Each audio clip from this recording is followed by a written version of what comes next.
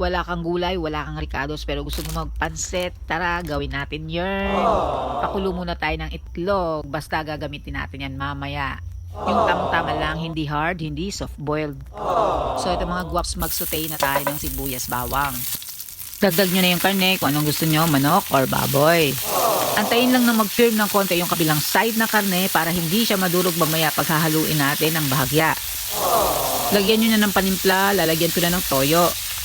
Paminta, lalagyan ko rin para lalong masarap. Asukal, naglalagay din ako ng konti para pampabalanse ng lasa. Sesame oil, naglalagay din ako para meron din siyang twist. Italian seasoning, yan ang hindi ko nakakalimutan palagi.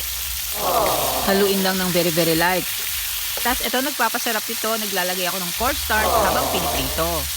Pag nag-caramelize na siya, dadagdagan ko na yan ng tubig, yung tamang-tama lang para hindi naman masyadong masabaw, hindi rin masyadong tuyo. At dito na ako sa sabaw, naglalagay ng kalamansi. Kayo na bahala kung gaano kadami, basta wag masyadong maasim. Tikman nyo para malaman nyo kung okay na. Pag okay na, idagdag nyo na yung pansit. Eto malapot na at luto na. Eto na yung itlog na pinakulo ko kanina.